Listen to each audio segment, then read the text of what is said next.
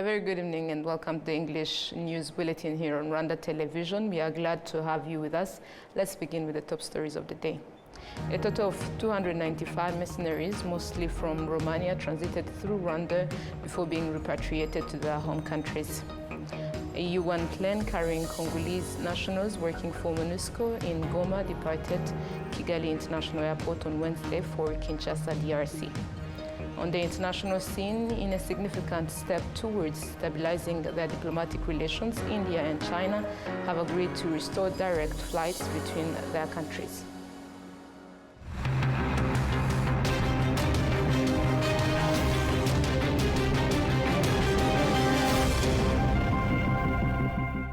My name is Olive and it's a great pleasure to have you with us for this edition.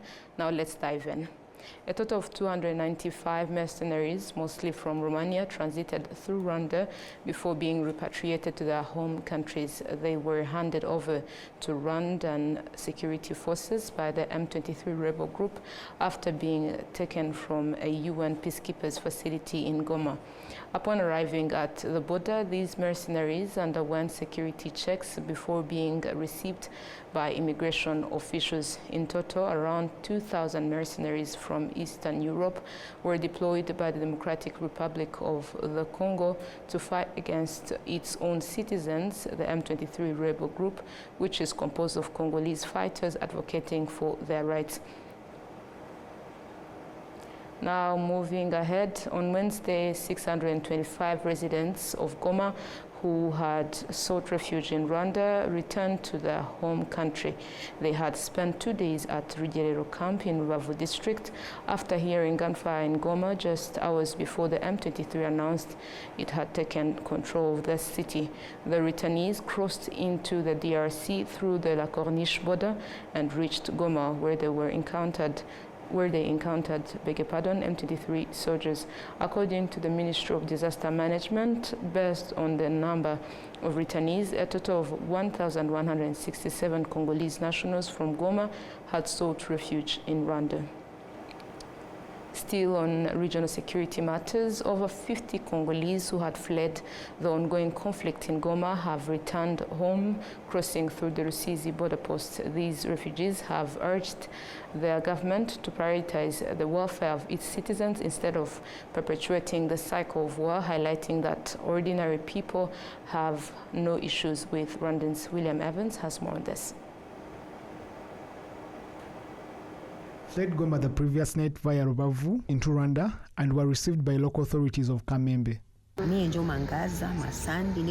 I have 9 children and 14 grandchildren. Immediately after we had crossed via Gisenyi border, authorities helped us get transport to here. Then we were asked if none has family members around so we could be taken there. As for us, we have chosen to go to Bukavu. The only thing I moved with is this bag and not even changing clothes.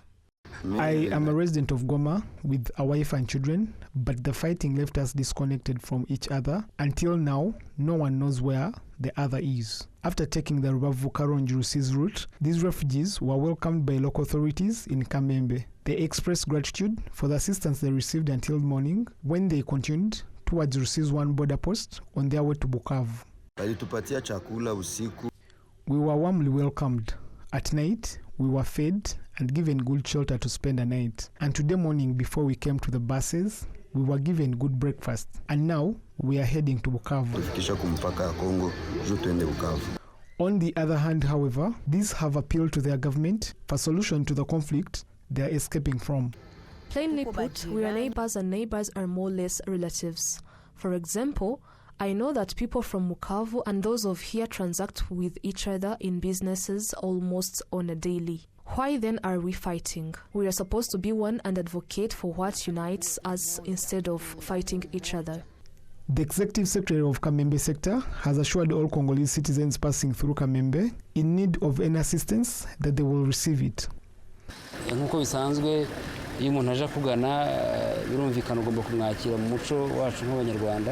As usual, when someone comes to you, it's only proper that you welcome them, and that is how the Rwandan culture is. But also, international law dictates that such people are supposed to be welcomed and their rights protected and their lives valued. So we welcomed them well yesterday night and provided them with a place to rest and meals, and today morning we assisted them with transportation to the border post so they can cross back to their homeland via Bukavu. As of now, everything has been smooth. None of these got sick or any other problems. So we can say they are all good. Nta kibazo bafite, nta warwaye, nta wagize ikibazo cyari cyo cyose, bameze neza. According to immigration officials at Rusi's border post, more than 50 refugees who had fled to Rwanda have crossed back, and this number may still rise. Notably also, commercial activities and the flow of people and goods on both sides of the border continues as usual. William Evans, Mutabazi, RwandaTV News. Thank you, Evans, for the details. Now, a UN plane carrying Congolese nationals working for MONUSCO in Goma departed Kigali International Airport on Wednesday for Kinshasa, DRC. The staff had sought refuge in Rwanda due to the ongoing conflict between the M23 rebel group and the Congolese government forces, FARDC, along with allied militia groups, including the FDLR. Now in Rubavu district, life in Rubavu district of the Western Province is now back to normal, with residents going about their usual activities and schools having reopened as of Wednesday, and markets and transportation back in full swing following the trouble of the last few days due to the conflict in the eastern DRC that saw shells fired across the border and into Rwanda, claiming lives and causing injuries. The local residents have applauded the way the situation was handled by the authorities, ensuring that casualties were kept to a minimum and the country's border remained secure with no intrusion from hostile elements from the DRC. Now let's change the subject. An African Union report, the Basic Index of State Commitment to the African Union 2024, ranks Rwanda among the top countries in Africa for the facilitating the free movement of people, ensuring the timely disbursement of financial contribution, and swiftly ratifying agreements signed by the organization. We have a detailed report. Tajan Ibrahim from Nigeria was pleasantly surprised upon arriving at the Kigali International Airport when he learned that, as an African, he was exempt from paying. He shares this sentiment with Joris Adebiai from Benin. Earlier in the year, was it April or something, when I came to Kigali, and the immigration guy, I was actually with my $100 that I was actually with my $100 that we want to pay for visa and whatever. The immigration guy, I said, we're Africans. I was touched to the bone marrow that, come on, if this will also happen in Nigeria, and say, okay, Rwandans actually come to Nigeria and say, oh, we're Africans. Alone, it actually helps Africans to actually move together. Okay, I'm actually also thinking as a person that, oh, what kind of investment am I going to do here? With my family, I need to have a branch here. In fact, the registration has started for my company. I currently come from Benin. We don't know what is happening in Rwanda. East Africa, we just hear about East Africa. Removing the limit of visa will open the gate for Rwanda to attract more skilled workers, more experts, more impact the development of Rwanda. Ethiopia, Kenya, Rwanda, Gambia and Tanzania have emerged as top performers based on average scores across 5 key indicators: visa openness to facilitate movement, ratifying AU treaties, contributing to the AU budget, hosting AU bodies, and regular summit attendance. Notably, Rwanda, Benin, and the Gambia have led the way in promoting free movement by exempting visa requirements for African citizens. Stephen Karangwa, chairperson of the Rwanda Human Resources Management Organization, emphasizes that labor mobility should not be seen as a challenge, but rather as an opportunity for Rwanda's growth and development. Labor mobility should not be an issue. The real challenge lies in preparation and willingness to embrace it. As an employer, you must ask yourself, if I hire a foreign worker who may be more expensive, what can local employees learn from them? Over the next 3 to 5 years, how can these local workers develop the skills to compete in the labor market and eventually take on these job opportunities? By doing so, you ensure that as an employer, you can sustainably rely on the skilled local force in the long term. While attending the World Travel and Tourism Council Global Summit in Kigali in November 2023, President Paul Kagame reaffirmed Rwanda's commitment to welcoming visitors, emphasizing that the country has fully opened its doors to the world. We also removed visa restrictions for citizens of every African country, as well as many other countries. Any African can get on a plane to Rwanda whenever they wish, and will not pay a thing to enter our country. We should not lose sight of our own continental market.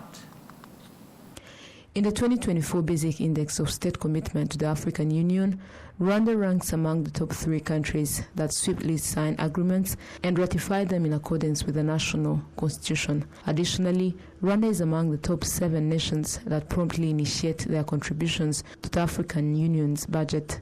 In contrast, countries lagging in these commitments include the Central African Republic, Guinea, Liberia, Somalia, and the island nation of Sao Tome and Principe. Moving ahead, the 26th General Assembly of the East African Police Chiefs Cooperation Organization, which brings together police forces from countries in the East African region, is taking place in Rwanda. It was highlighted that the 27 years of cooperation within this organization have enabled the member states to effectively combat various crimes, including terrorism. Nora Gladys takes us through. This General Assembly of EAPCO has brought together over 400 participants, including law enforcement professionals from various sectors such as the judiciary, corrections, international policing, and others. The outgoing chair of the organization, Brigadier General Joseph Ninheretse, the Inspector General of Police of Burundi, highlighted the achievements of EAPCO, emphasizing that they are all a result of collaborative efforts. All of these accomplishments have been realized through the joint efforts and commitments of the police chiefs, member countries, cooperating partners, and the EAPCO Secretariat. I wish to commend you all for your tireless contribution to the regional and international law enforcement cooperation. For the whole coming year, Rwanda will take over the leadership of this organization, and during this assembly, Burundi has handed over the leadership to Rwanda. The Inspector General of Rwanda National Police, CG Felix Namuhoranye, stated that Rwanda is prepared to fulfill its responsibilities in leading the organization effectively. It is with a sense of humility and profound appreciation that I stand here before you and assume the role of chairperson of this esteemed organization, Eastern African Police Chiefs Cooperation Organization, EAPCO. Interpol has stated that through the cooperation of the EAPCO member states, measures have been put in place to address transnational crimes, including those that utilize technology, which have yielded significant results compared to other regions. Online credit card schemes and similar cyber crimes will continue to plague our region. To combat these threats, Interpol launched Operation Serengeti last year with 19 participating countries, including the Democratic Republic of Congo, Kenya, Rwanda, and Tanzania from EAPCO. The results, close to 100,000 malicious networks dismantled, 35,000 victims identified with links to nearly $193 million in global losses, $45 million in illicit funds recovered, and over 1,000 suspects arrested worldwide, including 20. The Ministry of Security, Dr. Vincent Biruta, emphasized that criminals continue to change tactics and collaborate to cross borders, making it crucial to strengthen the operations and cooperation within EAPCO. EAPCO was founded in 1999 and it is made of member countries including Rwanda, Burundi, Comoros, the Democratic Republic of Congo, Djibouti, Eritrea, Ethiopia, Seychelles, Somalia, South Sudan, Uganda, Sudan, and Tanzania. In addition to this conference, there are other planned activities including Special Operations Police competitions focusing on counter-terrorism. Enora Gladys, RwandaTV News. Thank you, Enora, for the detailed report. Now to Rwanda's agriculture sector. Rwandan coffee producers emphasize that coffee is a vital contributor to their financial status, driven by its strong demand in the international market. This was reaffirmed at the conclusion of a 5-year project aimed at enhancing the coffee value chain, which has successfully supported 12,000 coffee farmers. We have details. Christine Vuguziga, a representative of a coffee processing factory in Goma sector, Nyaruguru district, stated that through this project they received coffee tree seedlings, modern processing equipment, and specialized training, key factors that have contributed to a 4-fold increase in their production. byagera ku rwego rwo kuwutunganya nabwo baduha imashini nayo itunganya umusaruro ukubye inshuro hafi enye. When it comes to the production level, we are provided with the necessary tools, and the new machine is able to process coffee with 4 times the productivity of our previous smaller machine. This not only helps us use time more efficiently, but also ensures the quality of the coffee is maintained, as the peeling process is completed quickly, preserving the natural quality of the coffee. Claudio Pacillo, the program coordinator at ICU, which has been supporting coffee farmers and processing plants, stated that during the 5 years the project has been active in Rwanda, Rwandan coffee has gained significant popularity in many countries. This project, for this year, almost 5, we achieved several results with our partner Kawatu, with the key partner of government activities with Minagri and Naheb. The project actually is based on 3 different levels, from the level of farmers, level of marketing, and a level of the support of financial trainings. In terms of the level farmer level, we achieved a lot of things with the connection and collaboration with the farmers, providing equipment, improving the efficiency, the effectiveness. And in terms of marketing, we participate in several fairs, in 4 international fairs in Europe, especially in Italy, and 4 marketing campaigns here locally in the region and in Kigali. We even collaborate with JICA on the NIHEB on the implementation of Best of Rwanda, the first competition in Rwanda of coffee, so a quality competition that is a healthy competition for the cooperatives. And even for the financial trainings, we develop a lot of trainings with them to starting to better understand the concept of investment and how to manage the funding. But basically the focus on this was on the greater sustainability for them even after our project, but we are still working on it over this year, so ICU is going to see the results as a way to improve over this year. Although the project has concluded, Sandrine Urugeni, the Chief Operations Officer at the National Agriculture Export Development Board, stated that strategies are in place to continue promoting the Rwandan coffee. This project was implemented due to a partnership that we had with European Union, NAEB, ICU, and Kahawatu. The main objective was to focus and improve the quality of Rwanda coffee, but also access to international markets. It managed to provide a number of trainings to farmers and coffee washing stations, emphasizing on the quality improvement and cost-effective operations.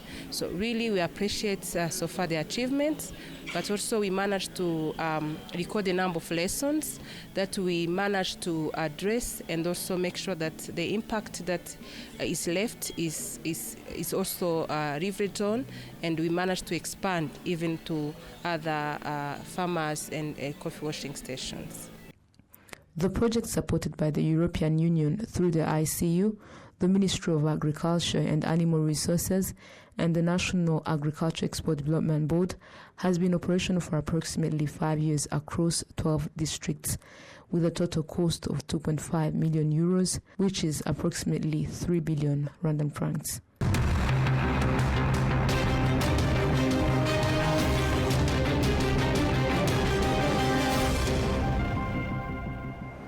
You're still watching RTV News now. Let's take a look at what is happening beyond the borders of Rwanda. In a significant step towards stabilizing their diplomatic relations, India and China have agreed to restore direct flights between their countries. VOA has more on this. 3 months after a thaw in the frosty ties between India and China, the two countries decided to resume direct commercial flights suspended for 5 years.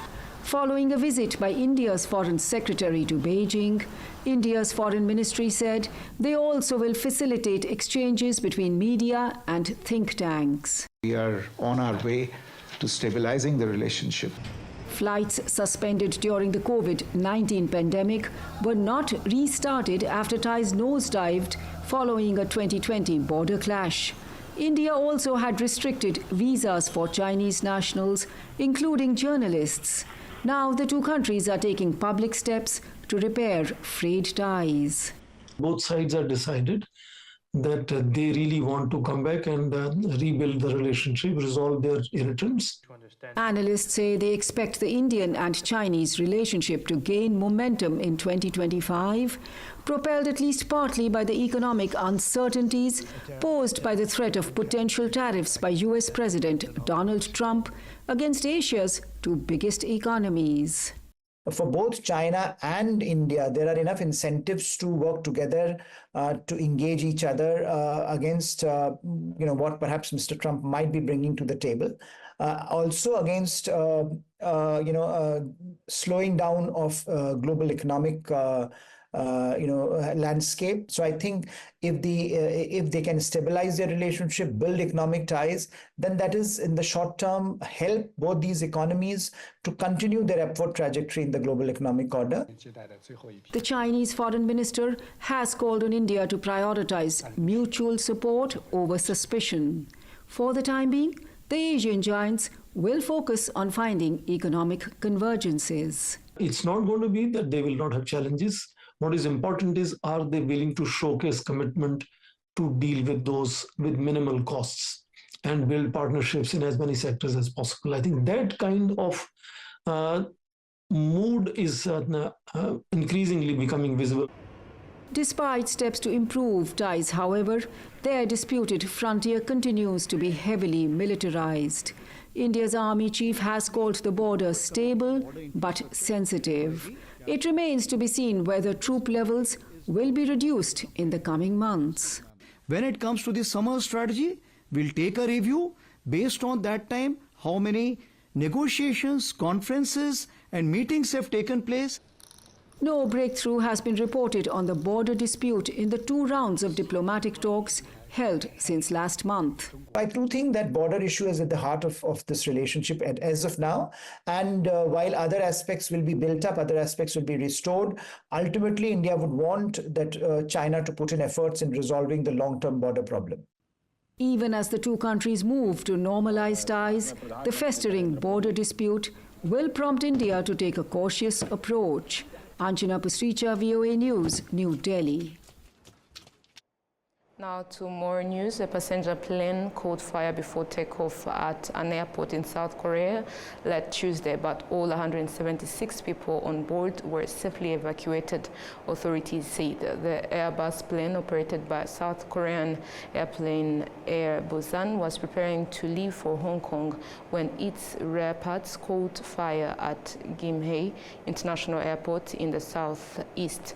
The Transport Ministry said in a statement the plane's 169 passengers, 6 crew members and 1 engineer were evacuated using an escape slide. The ministry mentioned this. Now this brings us to the end of tonight's bulletin, but before we say goodbye, a sneak peek of our edition. A total of 295 mercenaries, mostly from Romania, transited through Rwanda before being repatriated to their home countries. A UN plane carrying Congolese nationals working for MONUSCO in Goma departed Kigali International Airport on Wednesday for Kinshasa, DRC. On the international scene, in a significant step towards stabilizing their diplomatic relations, India and China have agreed to restore direct flights between their countries.